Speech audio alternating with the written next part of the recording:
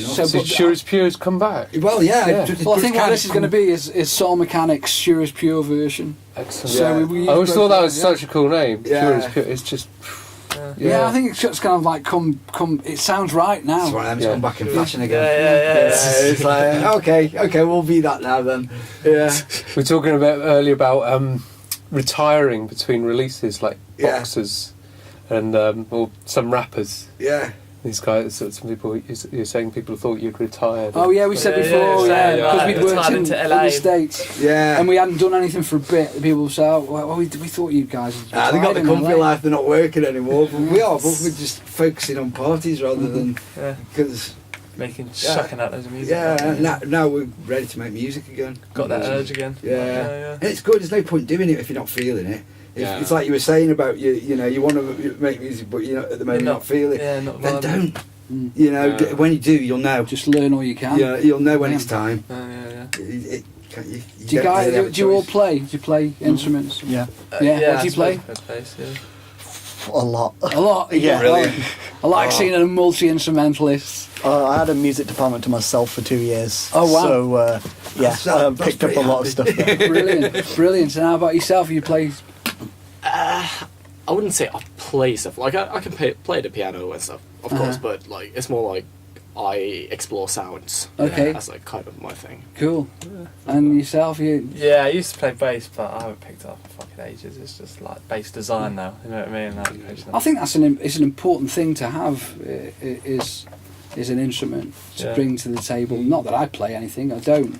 But you know, as a producer, I would say that you know, if you're your own music, to bring your playing into what you do, I think that's a very important thing. I think it's you know, if you can, I think it becomes more and more important as the more digital and the more everything goes.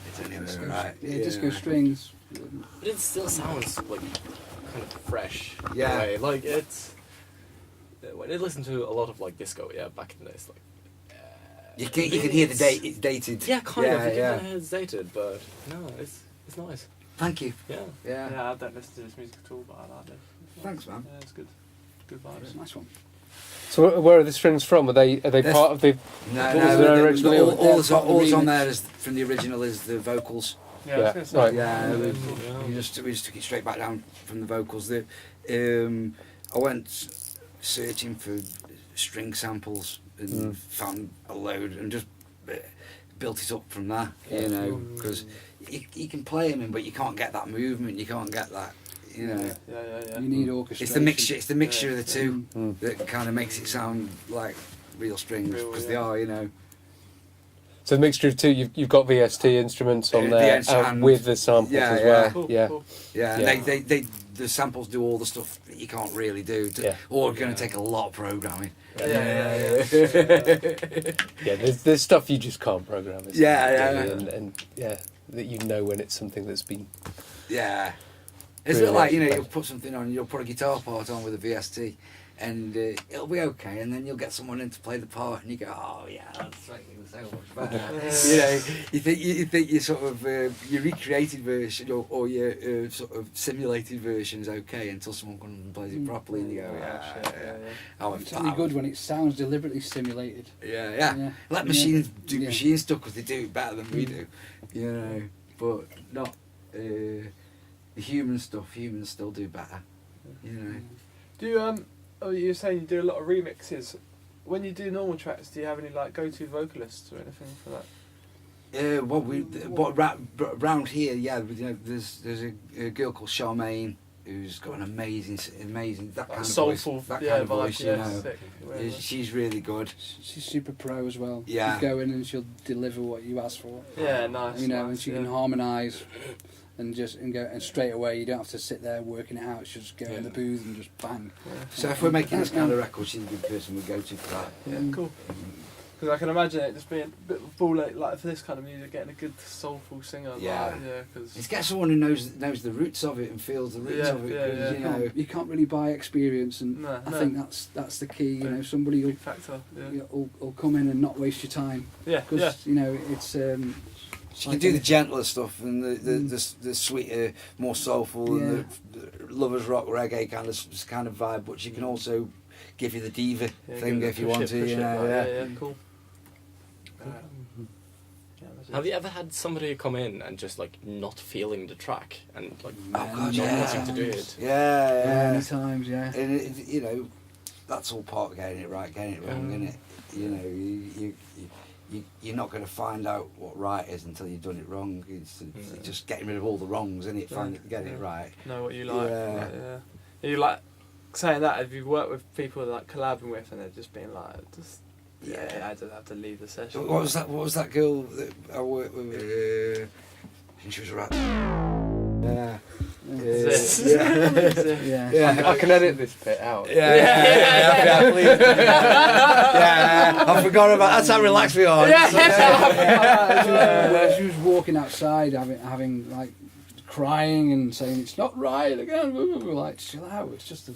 That's not you. You don't have to use it. And, Very, very ambitious, as you can imagine. And obviously, she's made a name for herself, but she was very like pushy and. I don't like being bossed around. I don't Yeah. care who people are. I don't like it. If someone starts telling me what to do, I start. It's going, just no. have a good time. No. Unless they're Prince, and he's not here anymore. Yeah, but I've never been in that situation, so I might have even dug meals in with Prince if he was rude. Yeah. You know, I Because mean, what that kind of alludes to, though, is a kind of people who get really, really precious about one thing and about it's the like result, an ego and attached they're to not it. they're not allowing to play that, because you're saying, you know, you need to have failure and you need to be able to play. I mean, is that something that's very important to your process? Is allowing yourself to go down blind alleys and everything's all right. You know, you've got to be stupid. You've got to do stupid things, and you've got to get them things out of the way. And that's why working with your mates and working with people that you feel comfortable with is really important, because you can get your arse out in front of them and they're just going to laugh at your arse, but not going to go and put it in the paper.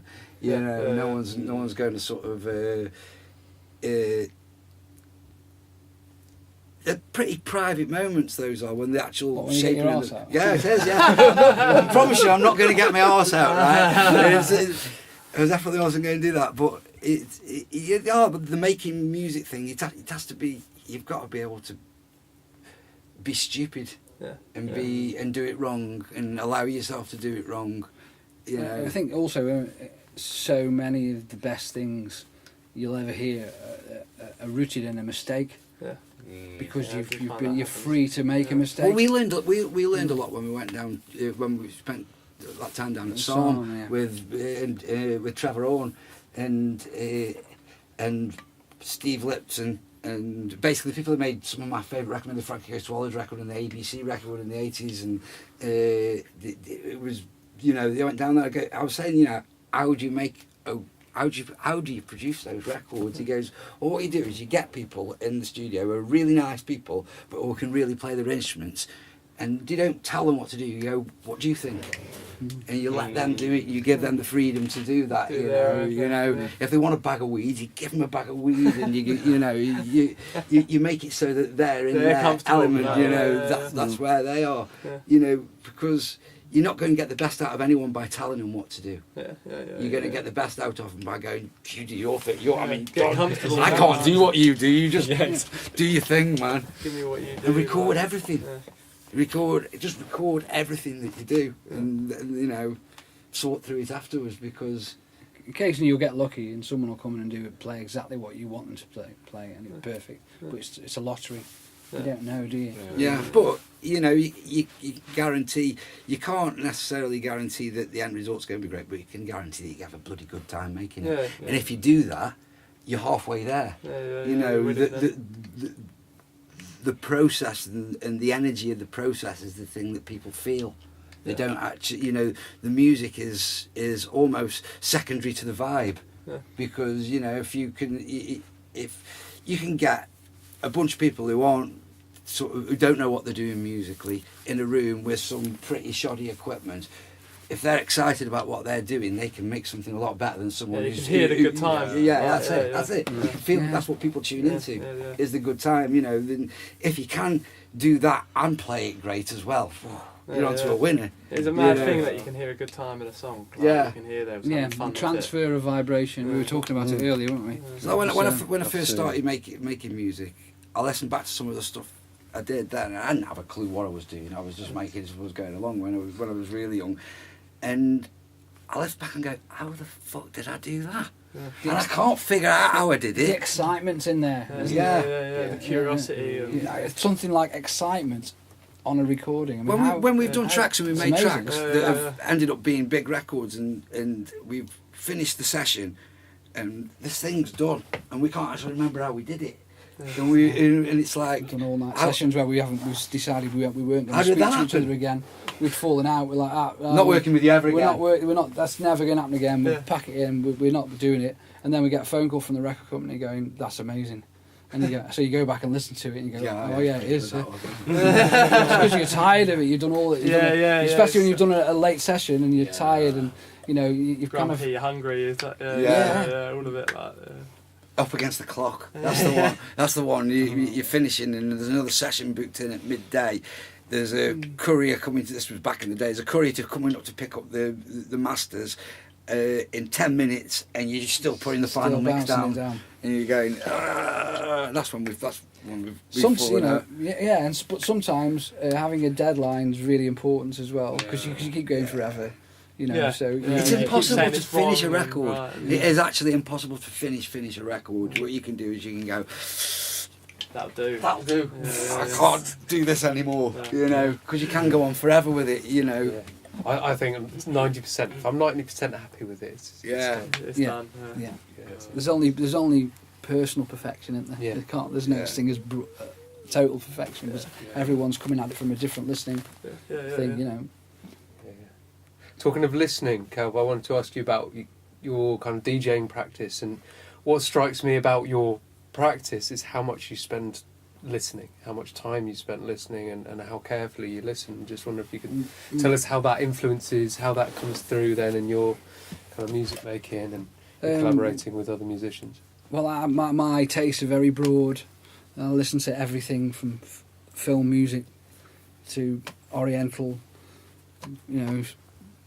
ancient music and electronic 70s stuff. Indian funk records. and sitar and yeah. disco, techno, dub, house music, everything that turns me on, the whole thing's in there. And more than anything, it's like those things, the unusual bits of music influence the session far more than another house record or another dance record.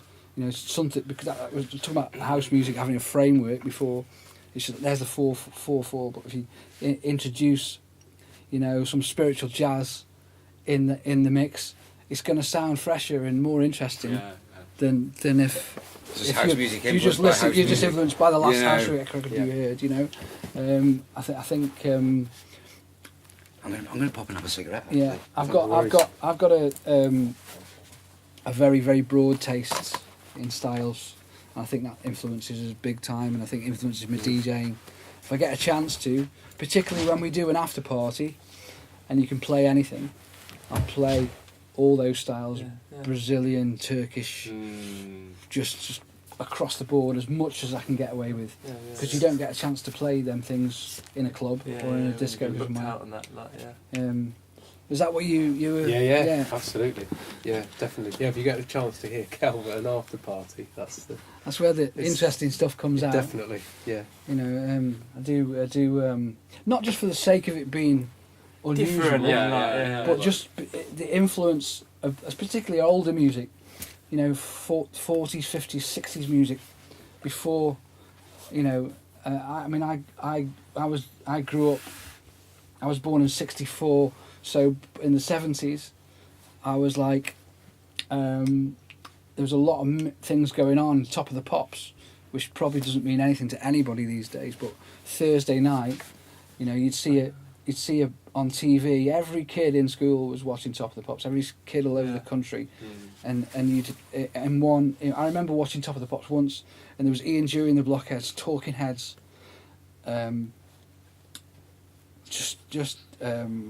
I think Black Sabbath, and just crazy. You don't get that on the charts now.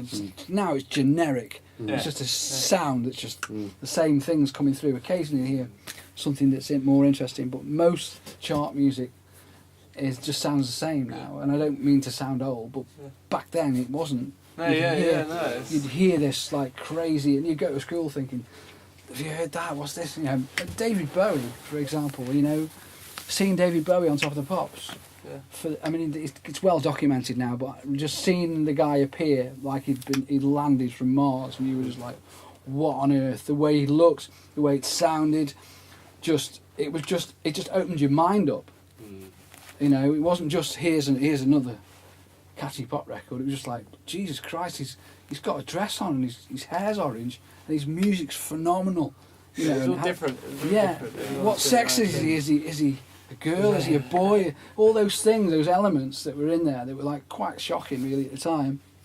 But now you kind of take them for granted because it's everywhere. But do you think that's maybe because there's so much choice now and there's so much out there that maybe people are kind of narrowing down their tastes and radio stations are kind of narrowing stuff down well, because radio there's stations almost too much definitely out are. there? They definitely are. They work into a format that suits their generic audience because that's how they can sell advertising. That's how they can keep people interested.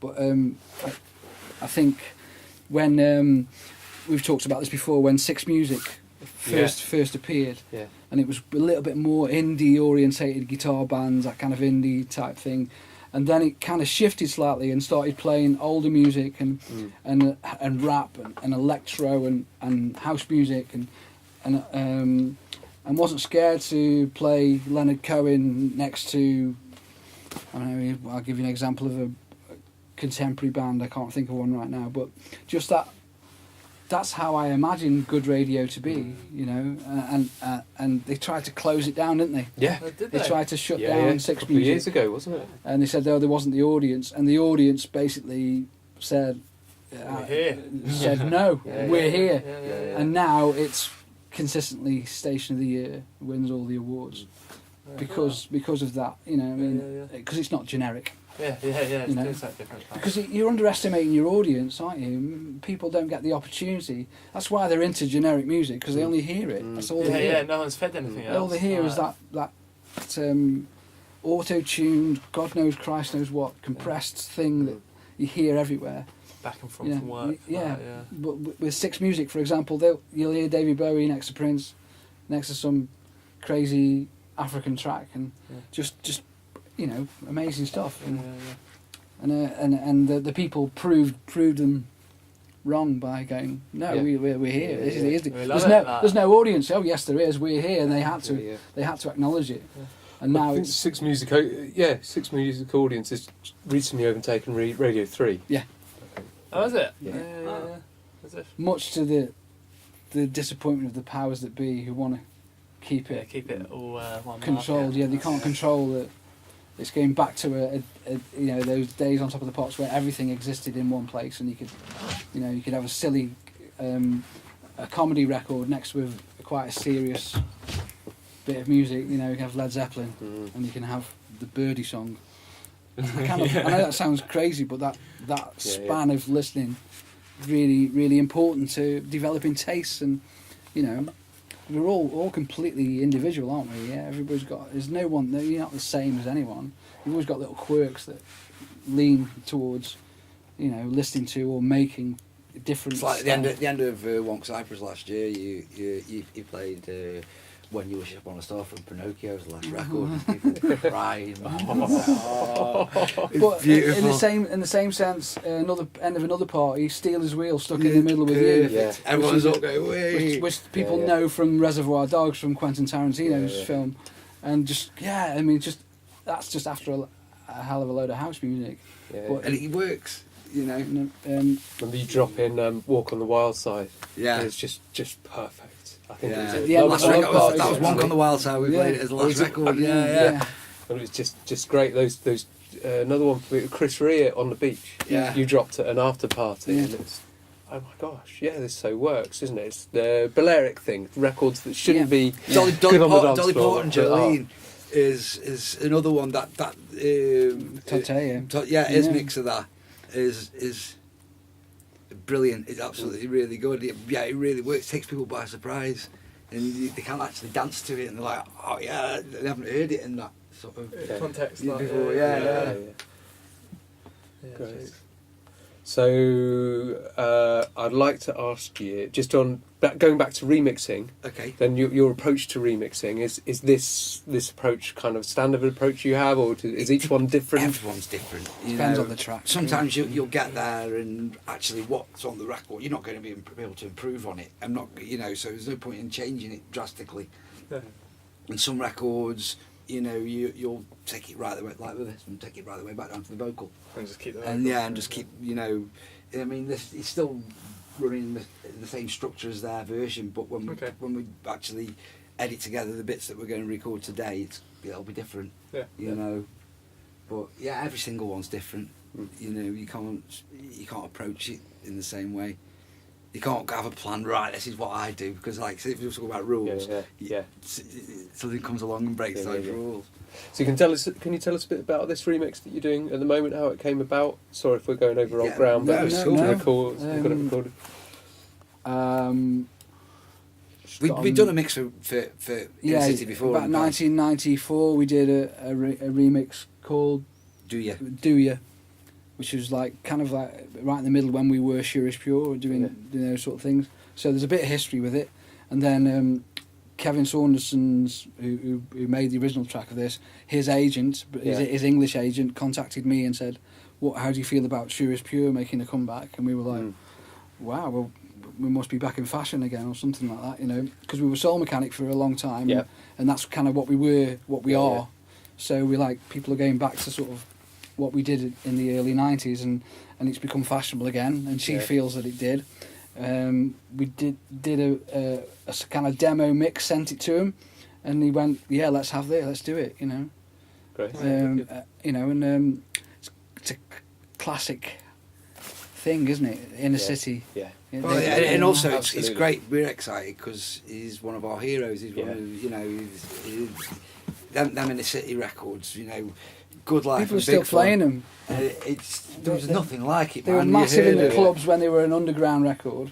They crossed over onto radio. They got in the charts, and people are still playing them in the underground clubs. I mean, what a span That's that is. great, isn't it? You know what I mean? You can hit it on all those levels. And this is like their first record for 10 years as Inner City. Yeah. So it's quite good. It's quite a good project to be involved in. Wicked. Does that answer your question? Absolutely. Yeah. Kind of links it, still talking about this stuff, and this being part of, electronic music history, really, essentially. It's that woven into the fabric. So it'll be featuring in my lecture next week. Okay, cool. Where we talk about electronic music in a composition lecture, and I suppose to the other two guys, what kind of music do you listen to? What's your thing? That shake of the head looks like something I'd do. Where to start? Where to start? Jeez. Bebop, new jazz, house, metal. Wow. The metal thing thrown in, because that's unusual. Quite a lot of metalheads come our parties. I started about 6 years ago is when I really got into music, started playing guitar, and I was really into grunge, and then I moved into like more modern metalcore, people call it, which was like really heavy shit. Then I studied jazz and classical at sixth form, and now I'll listen to anything from like a game soundtrack, which is orchestral with like eclectic parts of like African drumming and gamelan music, to like fucking Jewish ska bands and stuff. Brilliant. All over the place. Sounds like my head a bit. But there's some stuff I really don't like. I won't say I listen to everything, because no one listens to everything. No. But a lot of weird stuff for sure. Yeah, you're drawn to weird. Yeah, and unusual stuff. especially like a lot of sort of really underground and like upcoming genres that have only been around for about 3 or 4 years, like retro wave and future funk, which is like emulating like 80s and 90s funk and soul, and like classic 80s and 90s synth pop, but bring in modern stuff too. All right, okay, we're familiar with most of that, aren't we? We grew up with it, so yeah. So, cool, all sorts of shit. Yeah. I was just curious, sort of get a span of what everyone checked out. Yeah. Great. Final question, so we'll let you guys get to a lecture. Let you guys carry on with your work, of course. But I just wondered your impression coming to the university, meeting these guys, seeing these studios. Fantastic, man. What a setup, man! Amazing. It's like these kind of rooms are a rarity these days, with a real desk and and just set up properly. They really are, because most people work on a laptop with the headphones and It does make a difference coming into a room and doing a specific job. Like we're here to do a mix down, and it does, it's good to get away from your normal environment and to get into, because there's a sense of occasion about coming in the studio. There still is. You go into the studio. So you come in there and you approach it differently. So I'm sitting at home and I'm doing a mix at home. I've got all day. I can go into the room, watch a film for a bit, but I'm here for a set amount of time. We're here for a set amount of time now, and we're going to get it done. So you can't get the drums in time. You just go off for a cuppa. Yeah, that's how I can't be bothered. It's too easy working from home is to sort of find yourself in a situation where you're not quite at home and you're not quite at work. You're kind of stuck in between, and you know. That's when I've been in that situation. That's when I've always found that finishing things becomes a problem, because you always got the choice to go and make a cup of tea and make a joint.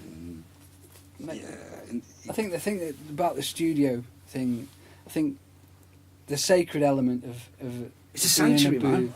Being in a booth, just that creates the occasion, which creates the butterflies, and those butterflies transfer. If you're excited, that's such an important part of making great records, is being excited. In my world, it's certainly the case. Anyway, the things that I remember, the things that stand out, records that have crossed over and been hits for us, I can remember making them, and I can remember the feeling that we had when we made them. We got excited, and that transfers onto the music.